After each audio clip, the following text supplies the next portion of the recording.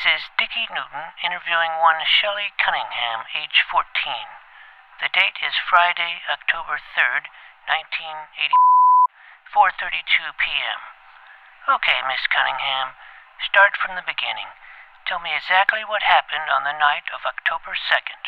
Well, I was in my bed reading a Babysitter's Club book, the one where Betsy Soback breaks Claudia's leg, and I had just gotten to the part where Christy squirts ink all over Marianne's white sweater when I heard a strange noise outside my window.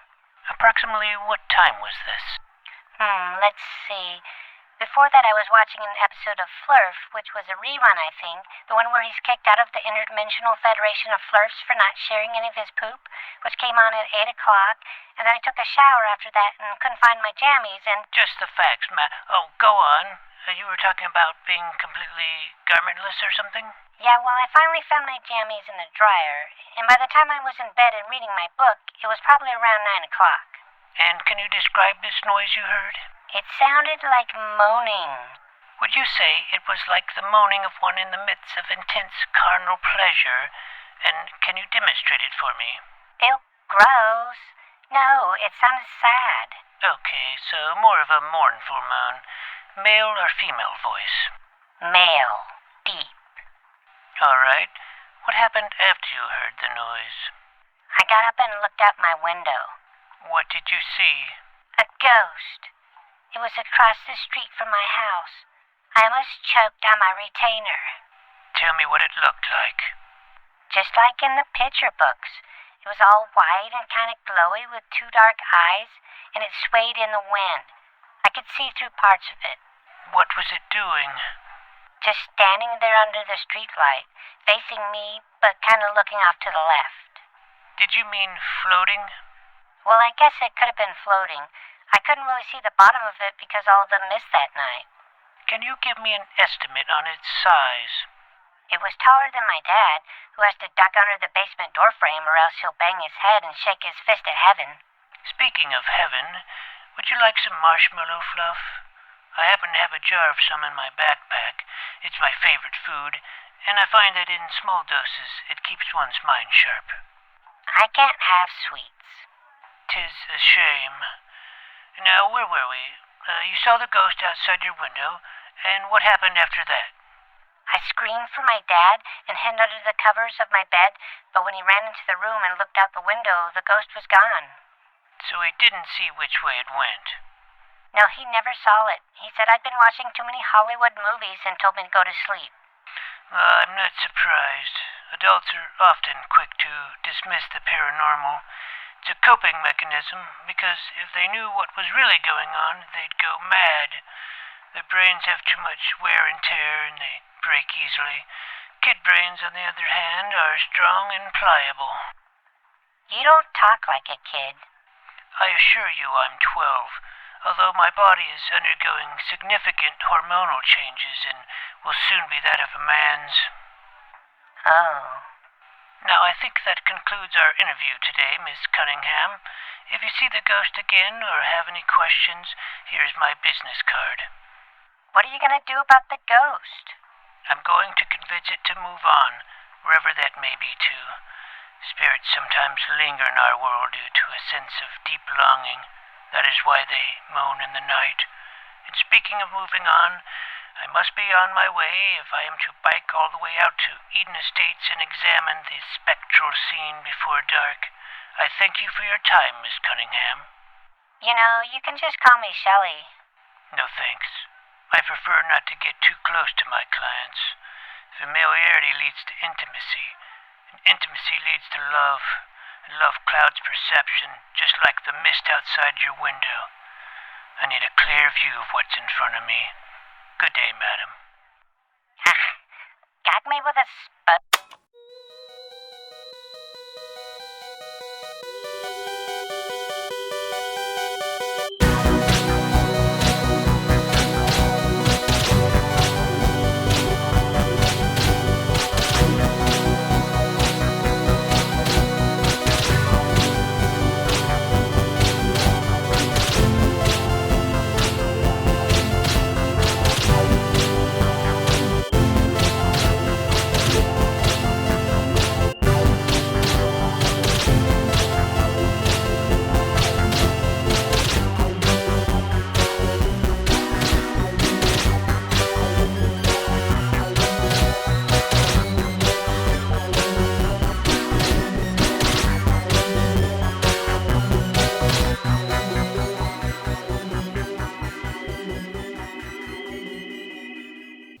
I left Shelley broken-hearted in the AV storage room at Jupiter Springs Junior High and pedaled my Huffy to Eureka Street on the edge of town. I had a job to do. There's a lot of work in Jupiter Springs, California, if you're a paranormal investigator. Sometimes the jobs require a different specialization, such as a laser-powered superhero or 11th level element master, but for this case, a seasoned supernatural detective was called for. I frequently team up with my best friend Plunger, but he was currently attending an academic decathlon in Sacramento, about an hour away. I could have participated too, but I withdrew myself from consideration in protest over the lack of Cape City comic book topics. Plunger's area of expertise is computers and conspiracy theory anyway, so I was on my own this time. The scene of the ghost sighting didn't offer up any clues, but I did verify that the street lamp the ghost was under was visible from Shelley's window and that her story was not an obvious fib to get me alone in a room with her. Now I just had to decide where to go from there. Ghosts usually hang around in old houses, but if someone was killed in a car crash, it's possible their spirit became attached to this place. I didn't think so, though. It would have had to have been very recent, or else Shelley would have seen the ghost before, and I hadn't heard anything about crashes in the news. Maybe it was headed somewhere. If I were a ghost, where would I want to go? Shelley said it was looking to the left, which is to the east. The gym where all the ladies in spandex dance by the windows is in the opposite direction, and I think that's only on Tuesdays. But I know one place I'd go that's right on the way, Gallows Hill Cemetery. By the time I got there, the sun was setting. Luckily, I told my Aunt Judy that I was spending the night at my friend Chip's house. He's a year older than me and a reformed bully. I'd like to sleep over at Chip's sometime, but he doesn't even own a Nintendo. My aunt wouldn't check up on me because she'd be checked out. Wine makes her sleepy. This wouldn't work with my mom, who is the opposite of her sister, but she was in Rome on business. When in Rome... I don't know what that means because no one ever completes the saying. But when in Jupiter Springs, go to the top of Gallows Hill. You can see the whole city from there. It supposedly got its name after every member of the Connolly gang, notorious outlaws, were hanged all at once in a mass execution in the 1800s. They were buried right under where they died, and that was the beginning of a new cemetery, which grew into what it is now. Rows of weathered gravestones, all crooked and green like witches' teeth.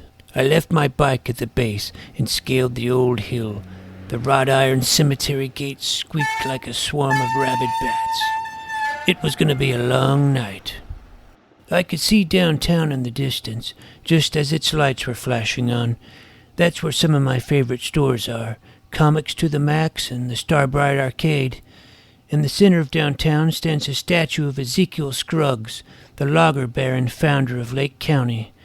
Further off I could see the outline of the hills that my neighborhood is nestled in, Moonstone Hills. On the opposite side I could see the dark tree line of Tolola Pines National Forest. Just last month there was a massive fire in the region and a small portion of the forest was burnt down. It's rumored to be home of all manner of monsters, including Bigfoot and the owl bear. I know from first-hand experience that at least one creature, a violent visitor from Proxima Centauri, is more than mere rumor. It's reality. Terrible, nightmarish reality. As night fell, instead of watching for wandering spirits, I found myself scanning the black, starry skies above, wondering what was out there watching back. When I was 8 years old, my dad left the house to grab a pack of menthol light sucks and never returned. Sometimes I'm told fathers abandon their families, but that only happens to people who live in poor neighborhoods like Sugarbush Valley where Plunger and Chip live. No, I know my dad was abducted by aliens. He had to have been. It's the only thing that makes sense. But I don't think it was by the same species I'd encountered before. They didn't strike me as the beam and ream type. Those guys are from Zeta Reticuli. Midnight came and went, and no ghost made an appearance. The air was cool and quiet, with only the odd hoot from an owl, easily identified. I know my owls. I kept my eyes open for as long as I could by periodically sucking in spoonfuls of marshmallow fluff, but eventually they grew too tired to lift. I didn't remember falling asleep, but I sure as heck remembered waking up at dawn with a back and neck as stiff as a dead man buried under me. "Good morning, Mr. Ezra Cornelius Yoder." Now, with more sunlight, I did a thorough search of the cemetery. Unfortunately, the only potential clue I found was what appeared to be a small sample of ectoplasmic goo, but it was trapped in some kind of small, clear balloon, and my instincts told me to leave it alone. My plan had failed. I'd need to change tactics. After riding home to Moonstone Hills, gobbling down a bowl of Overman O's, and leaving my still snoozing aunt a note, I was out the door again. Soon enough, I was back in Eden Estates, my bulging calf muscles powering the bike down Eureka Street. The trees were showing a tinge of fall colors, and pumpkins perched on porches.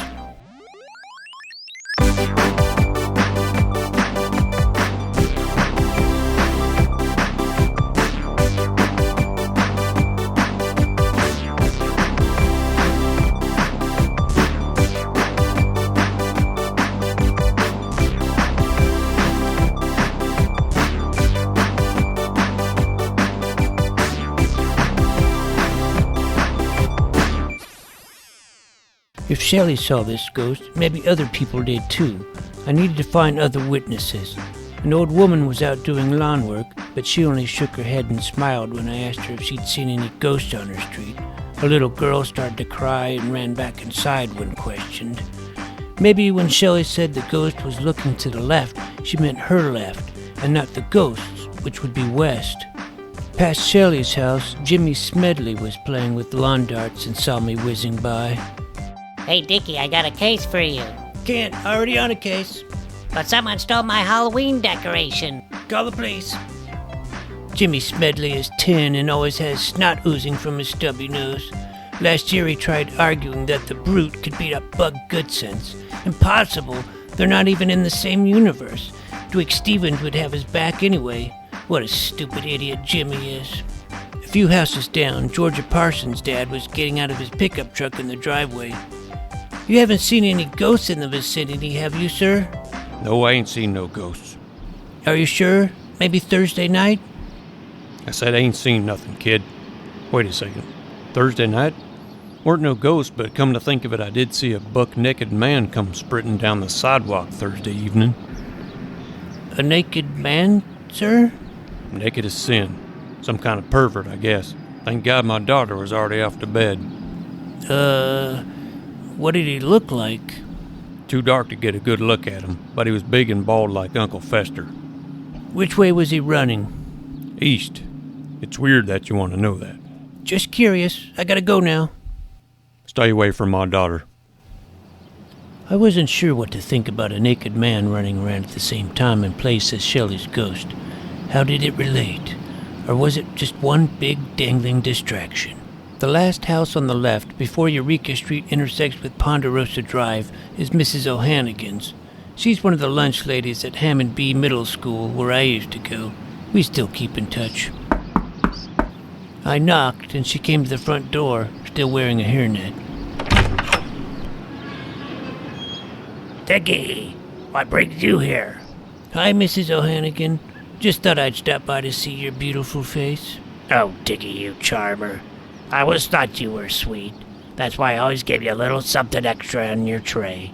You weren't like those other little shits. You want some pudding cups? I still keep some at home just for you.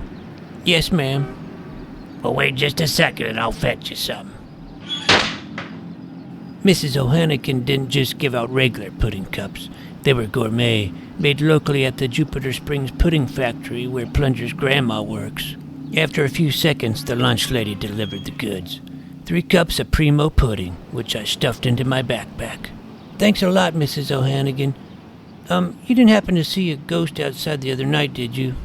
I think I saw that little snot-nosed Smedley boy had some kind of ghost decoration on his lawn. Is that what you mean? Nah, I'm talking about the real deal. Sorry, honey. I don't believe in anything that ain't flesh and blood. I didn't have the nerve to ask her about the naked man.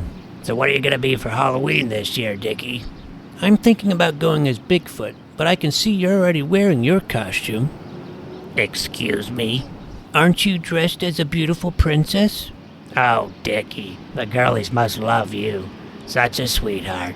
Not like that no-good, rotten, cheating husband of mine. I do all right. Thanks again for the pudding. See you around, gorgeous. Oh, quit it. And with that, I was back on my bike and coasting down the street again. I hadn't picked up the clues I'd hoped for, and it was starting to look like I might not ever solve the case of the Eureka Street spook. At least I had pudding. Jimmy Smedley was still narrowly avoiding getting his skull pierced by lawn darts when I began to pass him for a second time. Reluctantly, I skidded to a stop.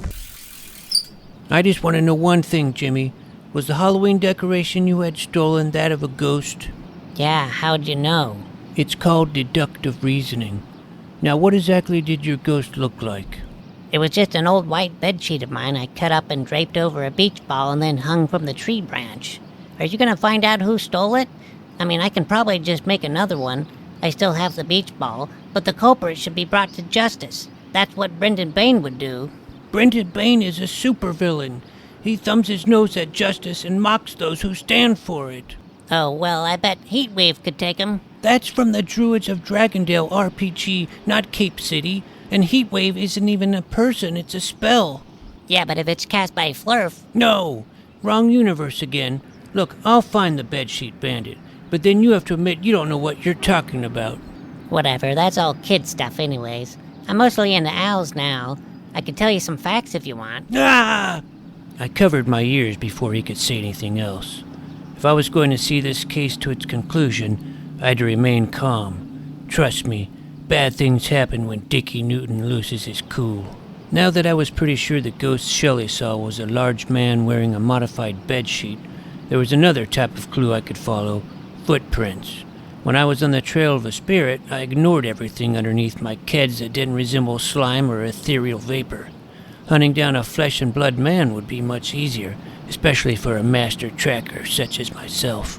No footprints were found around the scene of the crime, but the tree from which the ghost decoration hung was so close to the sidewalk that the thief wouldn't have needed to step on the lawn at all to yank it free. I spent the rest of the day searching the ground on either side of the street, finding only sporadic shoe prints that were too small or faded to belong to the suspect. Something wasn't sitting right with me about this case. The ghost might have turned out to be just a man, but there had to be more to it than that. It had to be paranormal somehow. Maybe the man was a robot from the future. Would have been a nice night for a walk, after all. The only way to know for sure was to keep looking for evidence. Soon enough, just as it was getting dark out again, I found the evidence I was looking for. I'd followed Eureka Street east all the way until it intersected the 152, and then went north until I came to the Europa Roadhouse, a rowdy biker hangout. From there, I crossed the highway and came to a dirt trail leading into Tolola Pines National Forest. The first thing I saw when I hopped off my bike and squinted down at the ground was a perfect set of shoeless footprints. They were big, just like they should have been. Maybe too big. That's when it hit me like a ton of Lego bricks. That's when old Dickey Newton figured it all out. Those weren't just big feet. Those were Bigfoot's big feet. Now it made sense. The forest fire must have burnt all of Bigfoot's hair off and drove him out of his habitat. He ran naked and discombobulated, ending up on Eureka Street, where he was spotted by Mr. Parsons. Then, seeing Jimmy Smedley's bedsheet, he covered his modesty and stood in front of Shelley Cunningham's house, moaning at his misfortune. Eventually, he regained his composure and made his way back into the woods. I knew this case had to be something extraordinary, but extraordinary claims require extraordinary evidence. I needed casts of these prints. Unfortunately, I didn't have any plaster of Paris with me, but what I did have was marshmallow fluff. In the fading light, I grabbed 2 jars out of my backpack, 1 for each foot, and packed the prints with the fluff. Come tomorrow, that yummy paste would be as hard as concrete. There would be more footprints, to be sure, but I'd done all I could for the day. My stomach rumbled, and I realized I hadn't eaten anything for lunch. For a second, I contemplated slurping up some of the fluff, but then I remembered I had pudding. I'd need the sustenance for the ride home. My Aunt Judy did make me go to Sunday school the next day. Seeing as how my time was limited, what with having put off my homework over the weekend and my mom's plane arriving that evening, I decided to make every second count. I was potentially about to be the first person to conclusively prove Bigfoot's existence and make history. While I am certainly well versed on the subject, I admit that I am not the world's foremost expert on Bigfoot in the Northern California region. That honor belongs to local cryptozoologist and bowling alley manager Bart Garfinkel.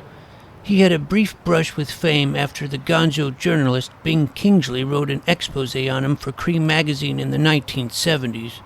Supposedly, both men rescued a Bigfoot from the back of a Jupiter Springs brewery truck, assaulted a police officer, and stole a motorcycle from a member of the Night Rangers, MC, before riding off in a blaze of glory. I needed to know exactly what I was dealing with before I went traipsing after the rest of those footprints in the woods. I needed an audience with Mr. Garfinkel. The problem was he almost never gave interviews to anyone. He'd speak to me when he saw those big, beautiful fluff cats, though. But when I went to retrieve them, they were gone. I could have cried. My mind raced.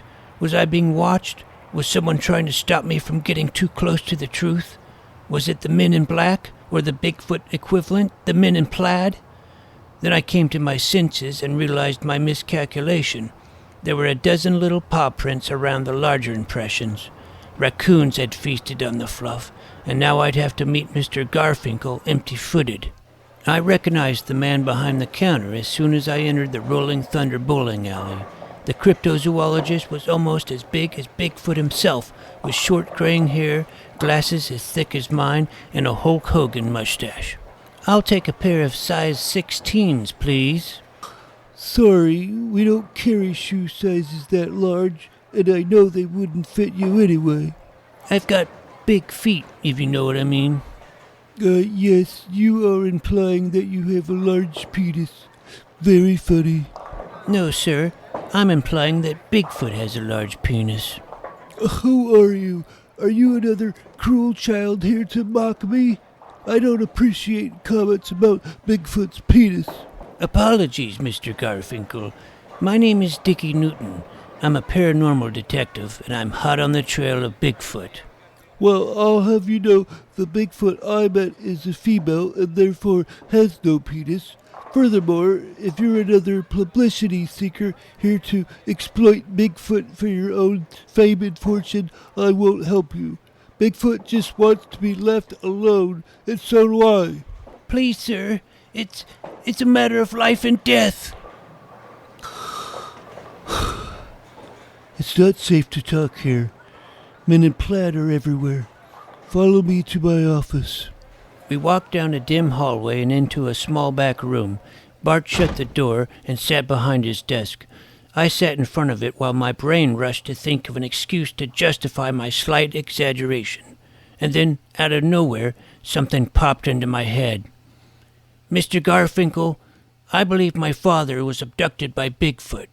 Well, I did tell you that Bigfoot just wants to be left alone. However, I admit there have been a few credible cases of abduction in the past. So Bigfoot really has taken people? It's extremely rare, and so far all of the abductees were either women or children. Was your father young when you believe he was taken? He was 42. Oh, well, there is one case where a Canadian man denounced society and willingly went to live with a clan of Bigfoots who accepted him as their own. I have often dreamed of doing the very same thing. My dad wouldn't have abandoned my mom and me. He loved us. I know he was abducted. Well, I guess it's possible. In the Cream article, it said you communicated with Bigfoot. I need you to teach me how. I'm not sure that's a good idea. I don't trust kids. They're mean-spirited tricksters and tyrants. Please, I'm a good boy, I swear. I solve crimes and catch bad guys. Okay, but if you do meet a Bigfoot, you have to swear not to harm it in any way. I swear. I just want to ask it where my dad is. Fine, I can teach you some basic Bigfoot words and phrases. Thank you, sir. I pulled my Fisher-Price cassette player out of my backpack and set it on the desk, hitting record. To my untrained ear, the Bigfoot language consisted of random grunts and snorts, but I had faith in Mr. Garfinkel. He said that for only a case of beer, he learned the language from a Toloa shaman called Grandfather Ghost. I left Rolling Thunder and once again headed out to the woods on my bike. My reasons for wanting to make contact with Bigfoot had started out as just a desire to resolve Shelley's case and confirm the existence of a legendary beast. But now I wondered if maybe, just maybe, the excuse I'd told Mr. Garfinkel could actually be true. Was I seriously considering the possibility that Bigfoot abducted my dad? It's a possibility that isn't as crazy as it sounds in Jupiter Springs. Back on the trail that eventually led into Tolola Pines National Forest, I began my hunt for more footprints. They were harder to find than I had expected, but they were there. I'd lose my way occasionally, but then find prints again and adjust my course. It was slow going, but I managed to track them until they stopped outside an old abandoned sanatorium. I'd been there before, many a kid had, but never inside. The kids that have been on the inside of Lake County Sanatorium say that on full moons you can still hear the echoing coughs of tuberculosis patients interspersed with the hair-raising howls of mental patients from when it was an insane asylum in the early 1900s. Thankfully, it was only afternoon and shafts of sunlight filtered through the gaps in the boarded windows and cracks in the stone facade. I could have saved a lot of time if I had just come here in search of the ghost instead of the cemetery. There was a narrow gash in the southeastern wall that I could just barely fit through if I slipped off my backpack. Now it was just me and my flashlight, surrounded by graffiti and beer cans. I tiptoed into another large room and saw several rusted metal bed frames and what looked like a few mildewed rags. In the next room, my heart stopped. Back in the corner, a moon-white ghost hovered and heaved in the flashlight's dusty beam. It only took a few seconds, though, for my rational mind to realize I was looking at a bedsheet covering a tall filing cabinet, its end rippling in the autumn breeze. A closer view revealed poorly cut eye holes. It was Jimmy's. Had to be. Leaving the little office room, I stepped out into a big open corridor. This time what I saw gave me an even bigger shock. Among the scattered litter on the floor was a crumpled pack of cigarettes. Menthol Light sucks, the same brand my dad smokes. Could he really be here? In my excitement, I almost called out his name, but I stopped myself. What if he doesn't remember his name? What if he doesn't remember English at all? Trying my hardest to remember Mr. Garfinkel's lessons, I spoke.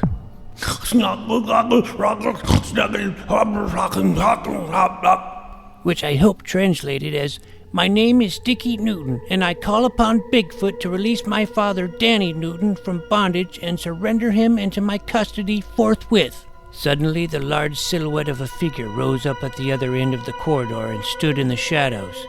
At the same time, a stench of BO 10 times worse than Plunger's pits came wafting aggressively in my direction. I held my flashlight steady, but it couldn't penetrate the concentrated darkness gathering round the hulking figure. Then it stepped into the light. It wore a dirty hospital gown. At first I thought it might have been Mr. Garfinkel, but there was no hair or glasses on its head. Jesus, kid, you scared the living daylights out of me. You having a stroke or something? You're not Bigfoot. Well, no, I can't say that I am. Name's Larry. Larry O'Hannigan. Wait, as in Mrs. O'Hannigan's husband? Yeah, that's right. You know her? She's a dear friend of mine. You gotta talk to her for me. I can't take any more of this. Please. Why don't you tell me what's going on, sir? Sure. You see, 3 nights ago, I was making love to my wife and I accidentally shouted out the wrong name. But it's all just a misunderstanding. You gotta tell her that. She locked me out of the house with nothing on, not even my socks. So I ran down the street looking for something to cover myself up with, and I found a Halloween ghost decoration. Yeah, how'd you know? Lucky guess. Go on. I didn't know what to do. I had no proper clothes, no ID, and no money for a motel.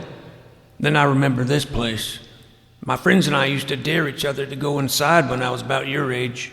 I never thought I'd be squatting here as an adult. Some life I'd made for myself, huh? Dumpster diving at the Europa Roadhouse and crying myself to sleep at night. Oh, God. Oh, Gene.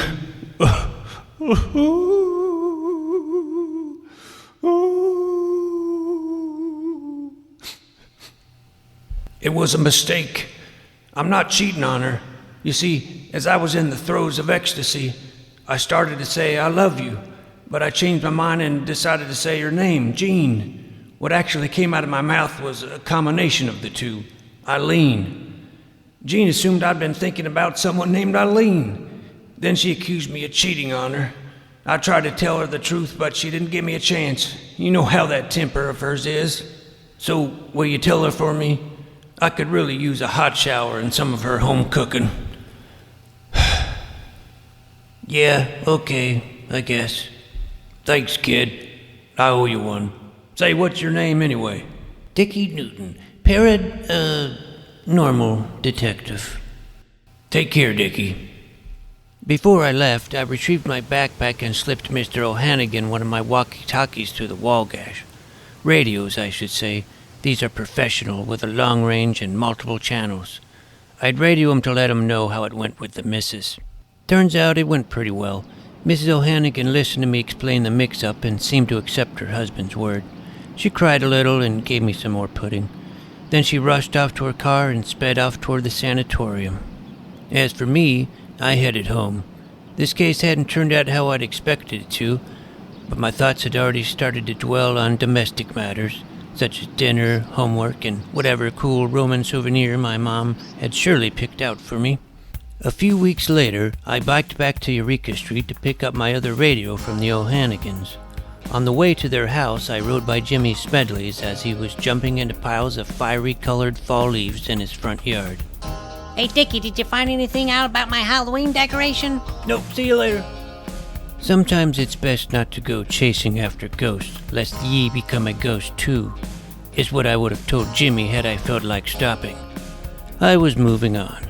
Mr. and Mrs. O'Hannigan were standing on their porch giggling and canoodling when I pulled up. Dickey, we thought that was you riding this way. Hello again, Dickey. Hello, sir. Hello, Jean.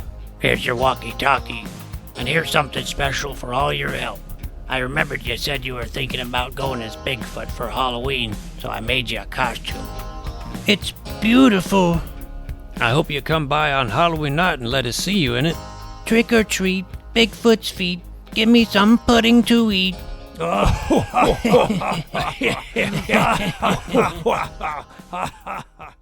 I tried on the Bigfoot costume as soon as I was back home in Moonstone Hills. It fit perfectly. As I was reuniting my radios together in my backpack, I realized that I'd left my cassette player going after I'd gotten my language lesson from Mr. Garfinkel. It had been recording from within my backpack as it sat outside the sanatorium. Eventually the tape had run out and it stopped. For some reason I had the strange urge to rewind it and play it back.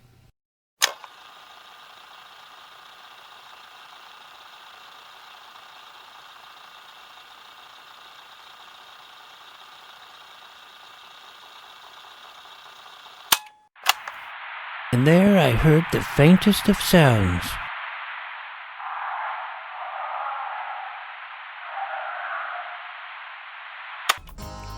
I could translate it for you, but the message was just for me.